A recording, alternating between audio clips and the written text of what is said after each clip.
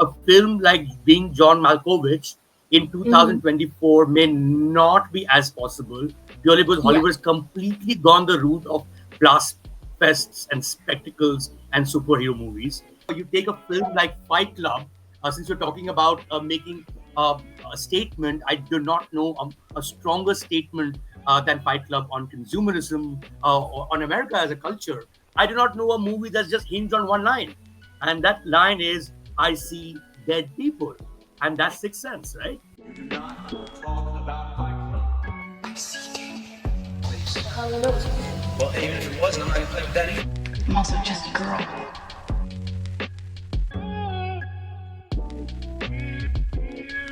Hello, everyone, and welcome to this very special conversation as we take a nostalgic trip back to one of the most iconic years in cinema, 1999. I am your host, Malika, and joining with me today is the most trusted and celebrated Indian film critic, Mayank Shekhar. Thank you so much for joining us. How are you doing today? Very good. Thank you for having me. It's a great Sunday. What else can you do but Yeah, do some nostalgia conversations, which is usually an exaggeration. But in this particular topic, this nostalgia is not exaggeration. 1999 is what we're discussing. It genuinely is the best and the last great year that Hollywood had. right. Okay, so let's dive right in. So, speaking of 1999 as a year, which film comes into your mind and why does 1999 hold a very special place in your heart? Well, firstly, this happened in 2019, Malika. Okay. We were curating the film section of the Kalagoda Arts Festival, Yeah. and it was the 20th year of Kalagoda Arts Festival, and so we thought it would be interesting to curate films that were 20 years old as well, just like the Yeah. festival itself. And that's when it struck me that, oh my God, how can one particular film in the history of films produce such content, so diverse, so iconic, so Yeah. memorable? So usually what happens with retrospectives, or even when you ask about favorites, right? So you ask about favorite genres, or if you formally curate a film festival, then you do retrospectives of actors, you do retrospectives Yeah. of filmmakers. I realized that there could be an entire retrospective of just movies, English films from Hollywood that released in 1999, and that could be a film festival of its own, right? And Yeah. as it turns out, we are having this conversation in December, and this is the 25th year of 1999. So this is the Yes. time that we have to have this conversation because the landmark year is gone. Second, we're also Yeah. having this conversation when there is a complete trend of re-releasing movies at the cinemas, right? And I was thinking, Right. if you were to just re-release all 1999 movies, I think they will all become blockbusters in their own right. Yeah, I agree. I agree with you. So, speaking of films, also like speaking of classics here, like The Matrix and Being John Malkovich, they explored very surreal and existential themes. So, do you think those films marked a shift for Hollywood to approach a very complex narrative? Well, you could argue that Christopher Nolan would have seen Matrix, and in some ways or the other, the thought of Interstellar could have come to his mind, right? Yeah, You could yeah, argue that a film like Being John Malkovich in hmm, 2024 may not be as possible purely because yeah, Hollywood has completely gone the route of blast fests and spectacles and superhero movies. None of the great movies of 1999 were either blast fests or superhero movies. So you right. started with The Matrix, which is a mind bender of a film in terms of sci-fi. You're looking at Being John Malkovich, which is literally a mind bender in the sense that someone enters Yeah, the mind of John Malkovich.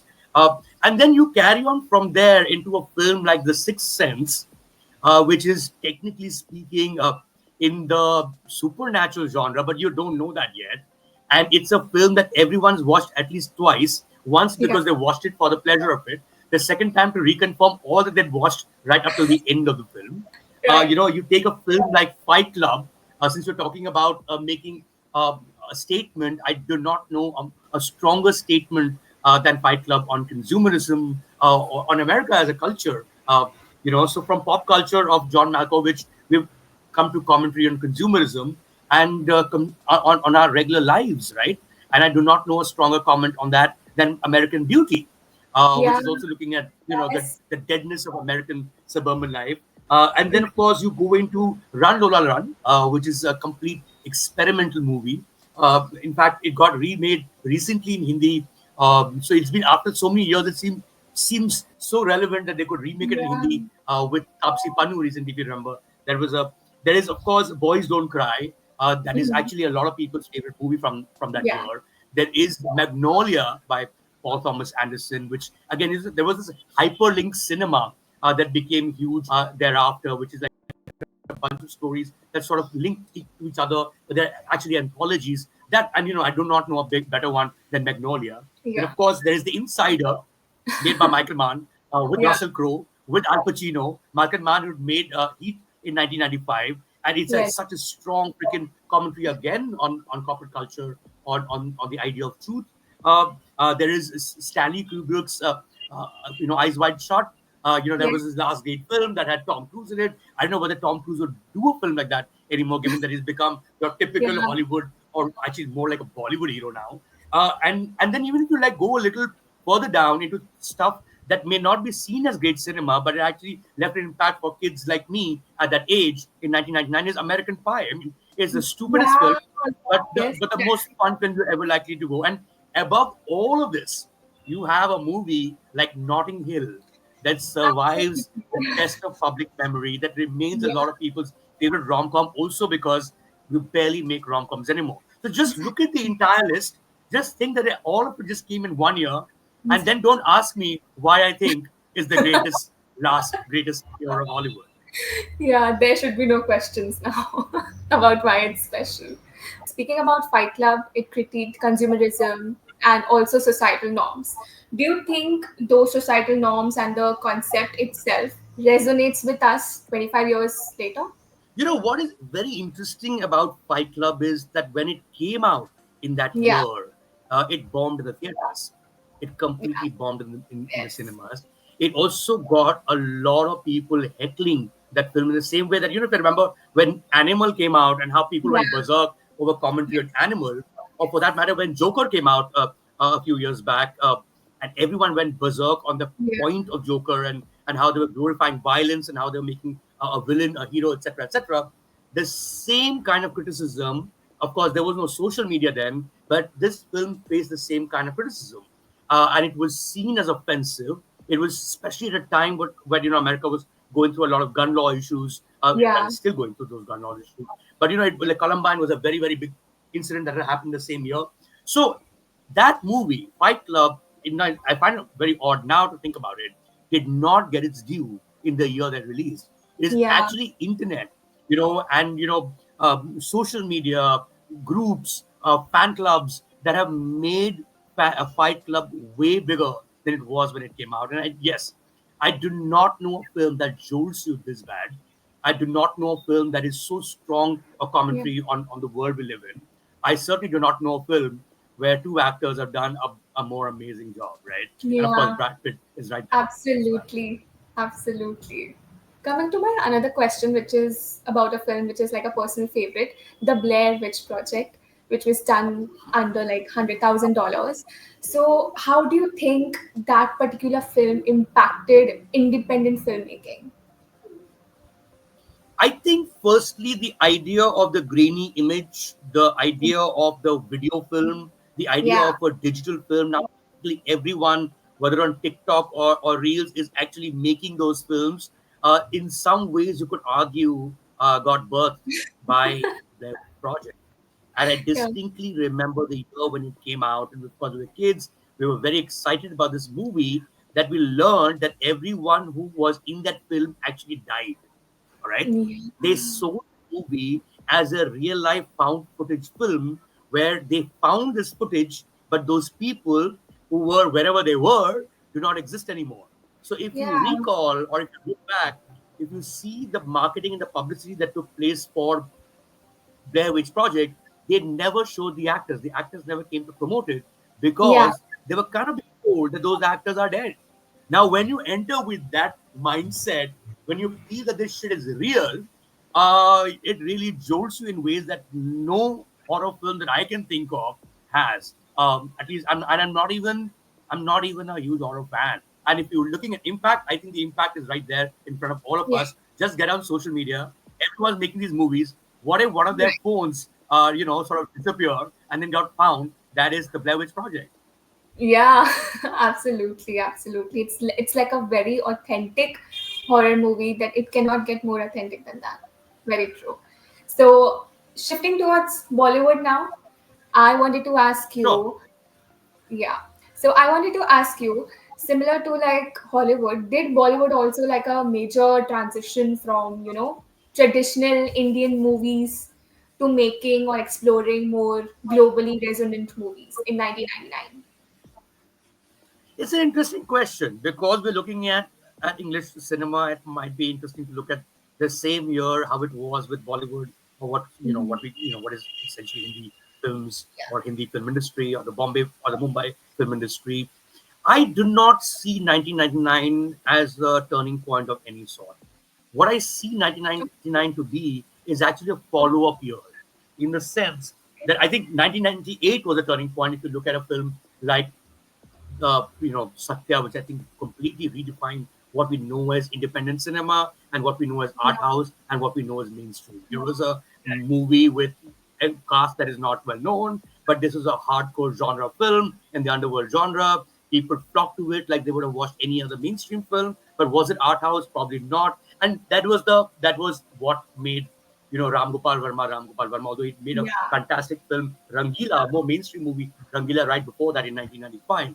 So now, when you look at a film like Satya and get on to 1999, which is the year after, you are essentially looking at a movie like Vastav, which is Yeah. in some ways you could argue a bit of a follow up of Satya, right? Of course, Yeah. it has Sanjay Dutt, who's a huge star at the time, so it's not exactly a real follow up, but it would make sense to look at it in that context. It would make sense to look at Sarfarosh as in some Yeah. ways a turning point for Amir Khan, because if you look at his body of work after 1999, I mean he really uh, started making really meaningful films within the Yeah. mainstream space without it becoming about the movie star alone, but being more and more about storytelling. And of course, 3 years well, in the case of 1999, 2 years later is when Dil Chahta Hai came out. 2 years later is also when Lagan came out, and he Yeah. never looked back since, right? Hmm. So you go exactly a year later, in fact, the beginning of the year in January, and you have like this new phenomenon, the birth of a new phenomenon called Hrithik Roshan, and you're a Right. hardcore, massive commercial movie star, the sort that the kind of debut we've not seen since, and I'm sure there are lots of reasons why. But effectively, when you're looking at the year itself, What are the big ones of the year, right? Hum Saath Saath Hain. Again, Mhm. follow up of a huge hit of Suraj Barjatya, which was Hum Aapke Yes. Hain Kaun. It's the same Right. audience that went to watch with that. Yeah. What is BB number one? BB number one is really a follow up of all the stuff that David Dhawan was doing in that Yeah. year. In any case, right? Mhm. And of course, there is Tal, which in effect is the Subhash guy that we knew as an 80s director who became bigger in the 90s, but that was the last of the greats in the sense of the last of the great Subhash Ghai film. So, in that effect, I do not see 1999 in Hindi cinema as so much of a turning point or even a Okay. great year. There have been greater years before this, and certainly Right. greater years after that. Right. Okay. So speaking about like follow-up successes, I'm going to speak about the music of Tal, which followed, following the success of Dil Se Re, composed by AR Rahman. How do you think the soundscape of Indian cinema was viewed post that? Because if you see now as well, Tal has really great potential. Like people from my age groups also love Tal, and people from your age groups also love Tal. So, what are your views?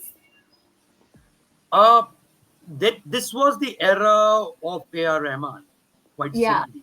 And that era really began with an incredible success of Roja, which was actually a Tamil film, directed by Mani Ratnam. And he brought in a completely new sound to mainstream Hindi cinema with Dil Se, which was actually his first.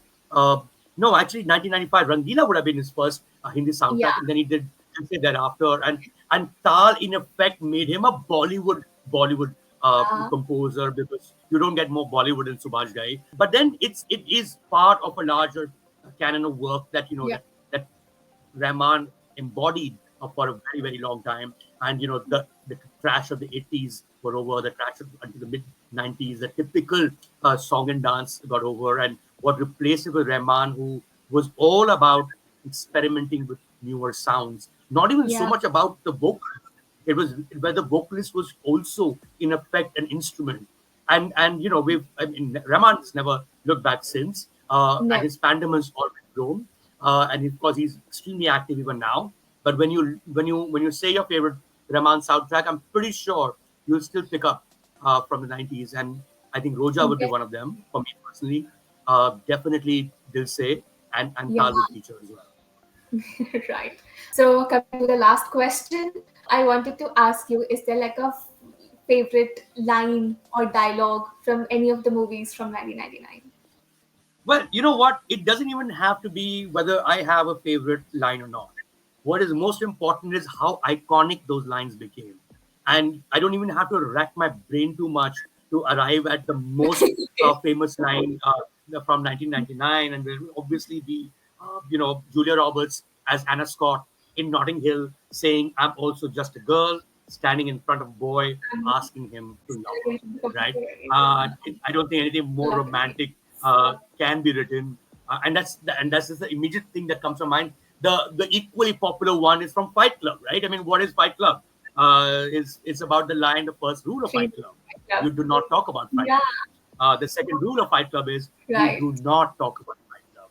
And then to end this, I do not know a movie that's just hinged on one line, and that line is "I see dead people," and that's Sixth Sense, right? Yeah. So again, if you look at iconic lines, there are three I gave you.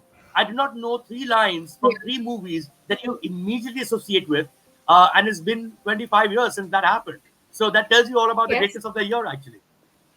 Yeah, amazing. It says a lot. And I'm glad that we could celebrate this with you. Like, I can't think of a better person who enjoys 1999 much more than you.